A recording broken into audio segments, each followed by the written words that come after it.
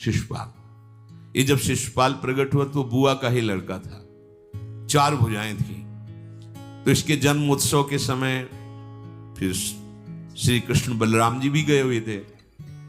तो आचार्य ने जन्म कुंडली उस समय बाची कि महावीर होगा, ऐसा ऐसा सब वर्णन करते रहे और कहा ये उन्हीं के हाथ से मारा जाएगा जिसकी गोद में डालने पर इसकी 2 भुजाएं हट जाएंगी।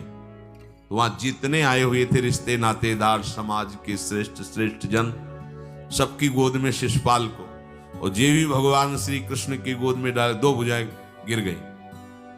रो करके उनकी बुआ ने कहा कि मैं भिक्षा मांगती हूं कि मेरे बालक की आपके हाथ से हत्या नहीं होनी चाहिए। तो उनका 100 अपराध क्षमा करता हूं। तो उन्होंने सोचा 100 अपराध काहे को करेगा, का 100 अपराध तक मैं इसे बिल्कुल कोई दंड नहीं दूंगा, वचन देता हूं। ये जब से तोतली वाली बोलना शुरू किया तब से भगवान को गालियां देना शुरू किया था। इसका स्वभाव ही ये वैर, पूरा ऐसा वैर, भगवान को गालियां देता। जिस समय सब धर्मात्माओं राजाओं की सभा भरी हुई थी और भगवान श्री कृष्ण की अग्र पूजा हुई, सब तो सह गए, शिशुपाल खड़ा हो गया और ऐसे कट वचन बोले, महाभारत में लिखा, हमने स्वाध्याय में पढ़ा था, ऐसे कट वचन बोले कि कोई भी नाराज हो जाएगा उससे। तो पहले भीमसेन खड़े हुए और कहा कि अपने बड़ों का सम्मान करना सीख, चूंकि भाई ही लगता है, जैसे कुंती बुआ ऐसे भगवान की वो बुआ का दूसरा है, ये लड़का, सम्मान करना सीख। अगर तू ऐसे ही बोलता रहा तो यही मैं तेरा गला काट दूंगा। ऐसे कहा बैठ जा ब्रिकोदर, बहुत खाने वाला, तू क्या मेरे से लड़ेगा। भगवान ने भी इशारा कर दिया। जब देखा कि ये बोलता ही चला, भीष्म जी खड़े हुए और भीष्म जी ने कहा मैं श्री कृष्ण के चरण आसक्ति चित्त वाला हूं, अगर अब एक भी शब्द यहां बोला इसने तो मैं किसी की नहीं सुनूंगा, इसको नष्ट कर दूंगा। और दोनों सभाओं के सर पर पैर रखता हूं, जो श्री कृष्ण का विरोध करे उसके लिए मैं पर्याप्त हूं। भगवान ने कहा चुप रहो, शांत रहो, सबको बैठा ला। वो गिनती शुरू किए थे, 98, 99 का शिशुपाल सावधान, जो तुम्हारी माता को वचन दिया था बस एक शब्द रह गया है, आगे मुझे दोषी कोई न ठहराए। 100 तक क्षमा करने की बात कही थी। जे ही, वो तो रुकने वाला थोड़ी था, जे ही आगे बोला सुदर्शन जी के द्वारा उसका वो परम उद्धार हुआ जो बड़े बड़े ऋषि मुनियों के लिए बड़ा दुर्लभ पद कहा गया है। गोपीजनों ने सौंदर्य माधुर्य निधि भगवान को अपना कांत माना, प्रीतम माना। एक ही वृत्ति, कितनी गजब की वृत्ति गोपीजनों की है कि सब कार्य करते हुए कृष्णाकार वृत्ति है। बेचने दही जा रहे हैं, बोल रहे कोई कृष्ण ले ले, दामोदर ले ले, माधव ले ले। कैसी वृत्ति है, देखो कैसी उच्च कोटि की अवस्था है। किसी भी भाव से हमारे प्रभु से जुड़ जाए तो इच्छा द्वेष दोनों से वो मुक्त हो जाए। और जब तक ये ठीक है, ये बेठीक है, इस तरह के द्वंद्व तुम्हारे हृदय में बने रहेंगे, तब तक मूढ़ता रहेगी और उससे पतन होता रहेगा। संसार का संबंध दृढ़ होता है इच्छा से। बहुत सुंदर बात है, संसार का संबंध दृढ़ होता ही है इच्छा से। इच्छा खत्म, संसार का संबंध खत्म। कितनी बढ़िया बात है। पर हम भागे घूम रहे हैं इच्छाओं की पूर्ति के लिए। जब एक बता दिया कि समुद्र है भगवान, जो चाहिए इन्हीं से क्यों नहीं, पर इनसे मिलने के लिए भी तुम्हें शराब छोड़ना पड़ेगा, तुम्हें मांस छोड़ना पड़ेगा, व्यभिचार छोड़ना पड़ेगा, गंदे चिंतन छोड़ने पड़ेंगे। वो राजी नहीं हो तो करो पाप और चाहो सुख। ऐसा कैसे हो सकता है? यही है जीव की परेशानी, यही है। वो ये चाहते हैं कि हे संत महात्मा, हे भगवंत, हमको छूट दो, हम खूब गंदे आचरण करें और आप हमसे सेव संतरा रुपया पैसा ले लो और आप ऐसा आशीर्वाद दो कि हमारी उन्नति होती रहे, दुख न मिले, हमें सुख ही मिलता है। कभी स्वप्न में भी नहीं हो सकता। तब लग कुशल न जीव कहूं, सपने हूं मन विश्राम, जब लग भजत न राम कहूं, शोक धाम तज काम।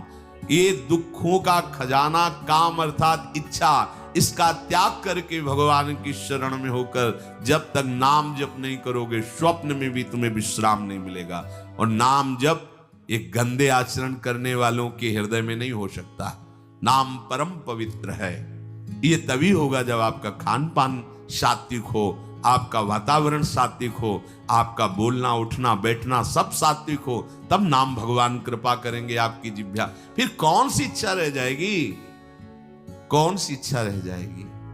अरे आप विश्वास कीजिए, ये जितनी इच्छाएं हैं सब स्वाप्निक हैं। जब आप सच्चा विवेक धारण करेंगे तो आपसे पूछा भी जाएगा कि जबरदस्ती केवट से कह रहे ले लो, वो कह रहा आप कछुनाथ न चाहिए, मोरे नहीं चाहिए। प्रहलाद जी कह रहे हैं वरदान मांगो, हमारी आज्ञा का पालन करो, तो कह रहे हाँ आपकी आज्ञा का पालन करता हूं, हे नाथ मुझे यही वरदान दीजिए कि आपसे भी कोई इच्छा न रहे। ये वरदान मांगा कि आपसे भी कोई इच्छा। आप सोचो क्या है ऐसा भागवती रस कि जिसको वो मिला तो भगवान से भी कह देते।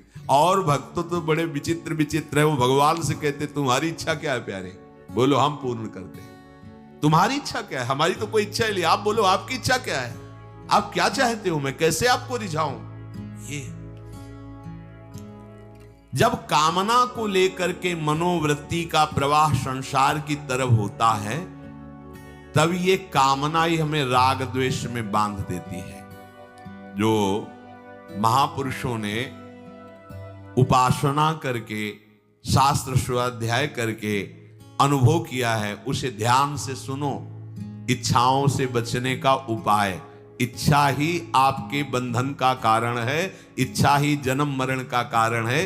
इच्छाओं से बचने का उपाय, कर प्रमाद मत बनो आलसी, करो सुचारु रूप से काम, अपना काम स्वयं करने में लाज बड़प्पन तजो तमाम।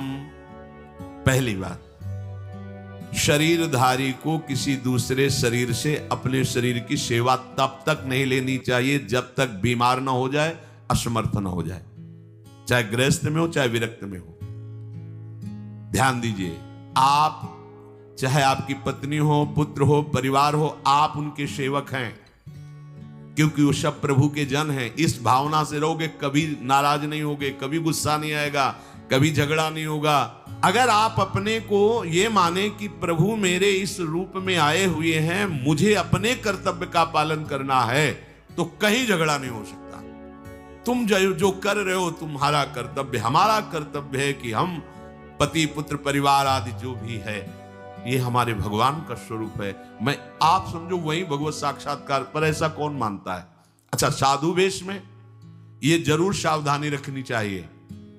ध्यान देकर सुनिए, जब तक आपका शरीर स्वस्थ है, आप किसी से किसी भी प्रकार की सेवा स्वीकार न करें।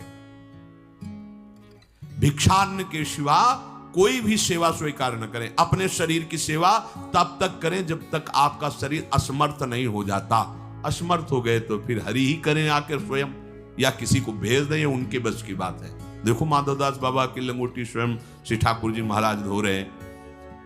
तब तक हमने अपने बड़े संतों को देखा है, बिल्कुल किसी भी तरह की कोई सेवा नहीं स्वीकार कर।